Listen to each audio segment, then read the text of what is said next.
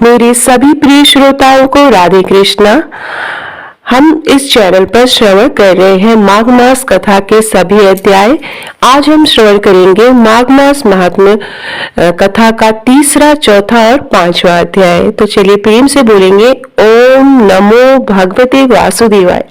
स्वागत है, मैं भाविनी मिश्रा आप सभी के सुखी, स्वस्थ और मंगलमय जीवन की कामना करती हूँ।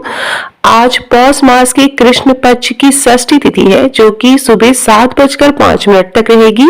उसके बाद सप्तमी तिथि प्रारंभ हो जाएगी। चलिए कथा प्रारंभ करते हैं। तीसरा अध्याय। तब राजा दिलीप कहने लगे कि महाराज, यह पर्वत कितना ऊंचा और कितना लंबा चौड़ा है। तब वशिष्ठ जी कहने लगे कि 36 योजन ऊंचा, ऊपर चोटी से 10 योजन चौड़ा और नीचे 16 योजन चौड़ा है, जो हरी, चंदन, आम, मदार, देवदार और अर्जुन के वृक्षों से सुशोभित है। दुर्भिक्ष से दुखी होकर इस पर्वत को फल और फूलों से परिपूर्ण देखकर भृगु वहीं रहने लगे और यहाँ पर कंदराओं, वनों और उपवनों में बहुत दिनों तक तप करते रहे।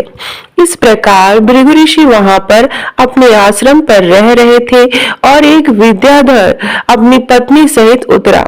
वे अत्यंत दुखी थे। उन्होंने भृगु ऋषि को प्रणाम किया और ऋषि ने बड़े मीठे स्वर में उससे कहा, हे विद्याधर, तुम बड़े दुखी दिखाई देते हो, इसका क्या कारण है? तब विद्याधर कहने लगे कि महाराज, पुण्य के फल को पाकर, स्वर्ग पाकर तथा देव तुल्य शरीर पाकर भी मेरा मुख व्याघ्र जैसा है। मेरे दुख और अशांति का यही कारण है। न जाने किस पाप का फल है। मेरे चित्त की व्याकुलता का दूसरा कारण भी सुनिए। मेरी पत्नी अति रूपवती, मीठा वचन बोलने वाली, नाचने और गाने की कला में अति प्रवीण, शुद्ध चित्त वाली, सातों सुरों वाली, वीणा बजाने वाली, जिसने अपने कंठ से गाकर नारद जी को प्रसन्न किया। नाना स्वरों के नाद से वीणा बजाकर कुबेर को प्रसन्न किया। अनेक प्रकार के नाचताल से शिव जी महाराज भी अति प्रसन्न और रोमांचित हुए। शील, उदरता, रूप तथा यौवन में स्वर्ग की कोई अप्सरा भी इसके जैसी नहीं है। कहाँ ऐसी चंद्रमुखी स्त्री और कहाँ में व्याघ्र मुख वाला। यही चिंता सदैव मेरे हृदय को जलाती है। विद्याधर के ऐसे वचन सुनकर तीनों लोकों की भूत, भविष्य और वर्तमान की बात जानने वाले तथा दिव्य दृष्टि वाले ऋषि कहने लगे, हे विद्याधर, कर्म के विचित्र फलों को प्राप्त होकर ज्ञानी पुरुष भी मोह को प्राप्त हो जाते हैं। मक्खी के पैर जितना विष भी प्राण लेने वाला हो जाता है। छोटे छोटे पापों का फल भी अत्यंत दुखदायी हो जाता है। तुमने माघ मास की एकादशी का व्रत करके द्वादशी न आने पर तक शरीर में तेल लगाया, इसी पाप कर्म से व्याग हुए हो। एकादशी के दिन उपवास करके द्वादशी को तेल लगाने से राजा पुरुरवा ने भी कुरूप शरीर पाया था। तब वह अपने कुरूप शरीर को देखकर दुखी होकर हिमालय पर्वत पर देव सरोवर के किनारे पर गए। प्रीतिपूर्वक शुद्ध स्नान कर कुशा के आसन पर बैठकर भगवान कमल नेत्र, शंख, चक्र, गदा, पद्म के धारण करने वाले पीतांबर पहने, वन माला धारण किए हुए विष्णु का चिंतन करते राजा पुरुरवा ने 3 मास तक निराहार रहकर भगवान का चिंतन किया। इस प्रकार 7 जन्मों में प्रसन्न होने वाले भगवान राजा के 3 महीने के तप से अति प्रसन्न हो गए और माघ मास की शुक्ल पक्ष की एकादशी को प्रसन्न होकर भगवान ने अपने शंख के जल से राजा को पवित्र किया।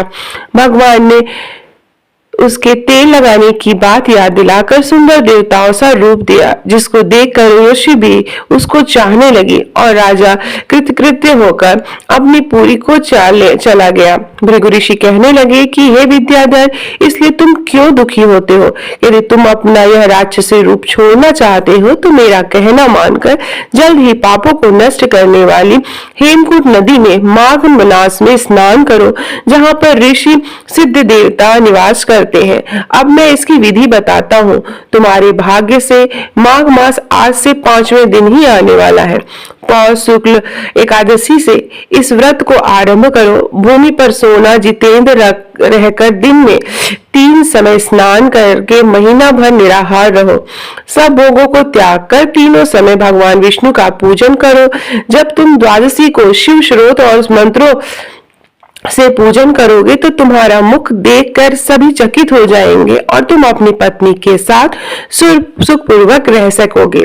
माघ मास के प्रभाव को जानकर सदा माघ मास में स्नान करो। पाप दरिद्रता से बचने के लिए मनुष्य को सदा यत्न से माघ मास का स्नान करना चाहिए। स्नान करने वाला इस लोक तथा परलोक में सदा सुख पाता है। वशिष्ठ जी कहने लगे कि हे दिलीप, भृगु जी के यह वचन सुनकर वह विद्याधर अपनी पत्नी सहित उसी स्थान पर पर्वत के झरने में माघ मास का स्नान करता रहा और उसके प्रभाव से उसका मुख देव सदृश हो गया और वह मणिग्रीव पर्वत पर आनंद से रहने लगा। भृगु जी भी नियम की समाप्ति पर शिष्यों सहित ईवा नदी के तट पर आ गए। इस प्रकार मार्क्सिस मास का तृतीय अध्याय समाप्त होता है।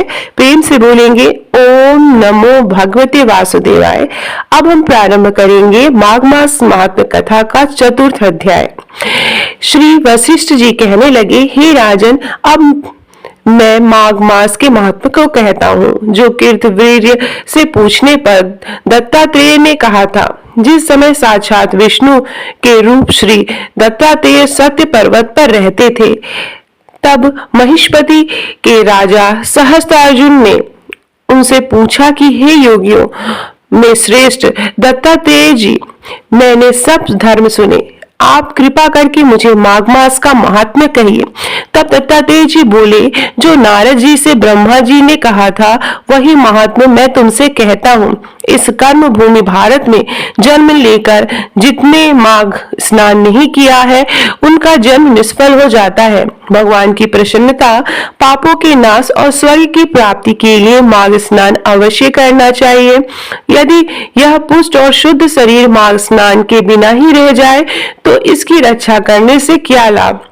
जल में बुलबुले के समान, मक्खी जैसे तुच्छ जंतु के समान यह शरीर माघ स्नान के बिना मरण समान है। विष्णु भगवान की पूजा न करने वाला ब्राह्मण बिना दक्षिणा के श्राद्ध, ब्राह्मण सहित क्षेत्र आचार रहित कुल से यह सब नाश के बराबर है।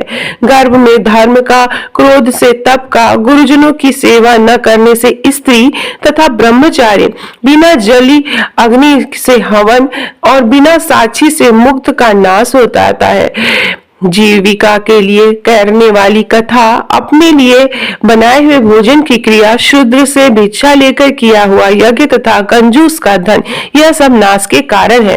बिना अभ्यास और आलस्य वाली विद्या, असत्य वाणी, विरोध करने वाला राजा, जीविका के लिए तीर्थ यात्रा, जीविका के लिए व्रत, संदेह युक्त मंत्र का जाप, व्यग्रचित होकर जप करना, वेद न जानने वालों का दान देना, संसार में नास्तिक मत ग्रहण करना, श्रद्धा बिना धार्मिक क्रिया, यह सब व्यर्थ है। और जिस तरह दरिद्र का जीना व्यर्थ है, उसी तरह माघ मास में स्नान के बिना मनुष्य का जीवन व्यर्थ है। ब्रह्मघाती और सोना चुराने वाला, मदिरा पीने वाला, गुरु पत्नी गामी और इन चारों की संगति करने वाला माघ स्नान से पवित्र हो जाता है। जल कहता है कि सूर्योदय से पहले जो मुझसे स्नान करता है मैं उसके बड़े बड़े पापों का नाश करता हूँ। महापातक भी स्नान करने से भस्म हो जाते हैं। माघ मास में स्नान का जब समय आ जाता है तो सब पाप अपने नाश के भय से कांप जाते हैं। जैसे मेघों से मुक्त होकर चंद्रमा प्रकाश करता है, वैसे ही श्रेष्ठ मनुष्य माघ मास में स्नान करके प्रकाशमान होते हैं। काया, वाचा, मनसा से किए हुए छोटे या बड़े, नए या पुराने सभी पाप नष्ट हो जाते हैं। आलस्य में बिना जाने जो पाप किए हो वह भी नाश हो को प्राप्त हो जाते हैं। जिस तरह जन्म जन्मांतर के अभ्यास से आध्यात्मिक ज्ञान की प्राप्ति होती है, उसी तरह जन्म जन्मांतर अभ्यास से ही माघ स्नान में मनुष्य की रुचि होती है। यह अपवित्र को पवित्र करने वाला बड़ा तप और संसार रूपी कीचड़ को धोने की पवित्र वस्तु है। हे राजन, जो मनोवांछित फल देने वाला माघ स्नान नहीं करते वह सूर्य चंद्र के समान भोगों को कैसे भोग सकते हैं। इस प्रकार माघ मास महात्म्य का चौथा अध्याय समाप्त होता है। प्रेम से बोलेंगे ओम नमो भगवते वासुदेवाय। अब हम श्रवण करेंगे माघ मास महात्म्य का अध्याय 5। दत्तात्रेय जी कहते हैं कि हे राजन, एक प्राचीन इतिहास कहता हूँ। भृगुवंश में ऋषिका नाम की एक ब्राह्मणी थी जो बाल्यकाल में ही विधवा हो गई थी। वह रेवा नदी के किनारे विंध्याचल पर्वत के नीचे तपस्या करने लगी। वह जितेंद्रिय, सत्य वक्ता, सुशील, दानशीलता तथा तप करके देह को सुखाने वाली थी। वह अग्नि में आहुति देकर उच्च वृत्ति द्वारा छठे काल में भोजन करती थी। वह वल्कल धारण करती थी और संतोष से अपना जीवन व्यतीत करती थी। उसने रेवा और कपिल नदी के संगम में 60 वर्ष तक माघ मास में स्नान किया और फिर वहीं पर ही उसकी मृत्यु हो गई। माघ मास में स्नान के फल से वह दिव्य 4000 वर्ष तक विष्णु लोक में वास करके सुंदर और उपसुंदर दैत्यों का नाश करने के लिए ब्रह्मा द्वारा त्रिलोत्तमा नाम की अप्सरा के रूप में ब्रह्मलोक में उत्पन्न हुई। वह अत्यंत रूपवती, गान विद्या में अति प्रवीण तथा मुकुट कुंडल से शोभायान थी। उसका रूप, यौवन और सौंदर्य देखकर ब्रह्मा जी भी चकित हो गए। वह त्रिलोत्तमा रेवा नदी के पवित्र जल में स्नान करके वन में बैठी थी। तब सुंद और उपसुंद के सैनिकों ने चंद्रमा के समान उस रूपवती को देखकर अपने राजा सुंद और उपसुंद से उसके रूप की शोभा का वर्णन किया और कहने लगे कि कामदेव को लज्जित करने वाली ऐसी परम सुंदरी स्त्री हमने कभी नहीं देखी। आप भी चल कर देखें। तब वह दोनों मदिरा के पात्र रखकर वहां पर आए जहां पर वह सुंदरी बैठी हुई थी और मदिरा के पान में विह्वल होकर काम क्रीड़ा से प्रेरित हुए। दोनों ही आपस में उस स्त्री रत्न को प्राप्त करने के लिए विवादग्रस्त हुए और फिर आपस में युद्ध करने लगे और वहीं समाप्त हो गए।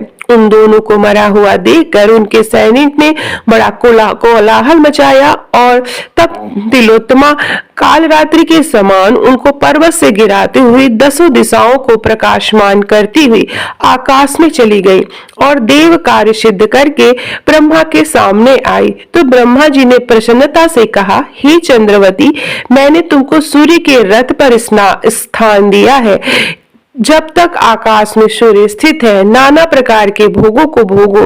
सो हे राजन, वह ब्राह्मणी अब भी सूर्य के रथ पर माघ मास में स्नान के उत्तम भोगों का भोग भोग रही है। इसलिए श्रद्धावान पुरुषों को उत्तम गति पाने के लिए यत्न के समान माघ मास में विधि पूर्वक स्नान करना चाहिए। तो इस प्रकार माघ मास महात्म्य कथा का अध्याय 5 समाप्त होता है। कल हम श्रवण करेंगे माघ मास कथा का अध्याय 6, छठवां अध्याय।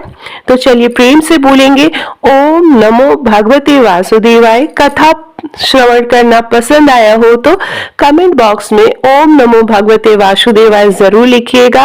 आप जरूर बताइएगा आप प्रयागराज आ रहे हो और माघ मास में अगर स्नान करने आ रहे हो तो कमेंट बॉक्स में जरूर बताइएगा किसने किसने स्नान किया है और कौन कौन स्नान करेगा। मेरे चैनल को प्लीज सब्सक्राइब कर लीजिए। बहुत बहुत धन्यवाद ये वीडियो देखने के लिए।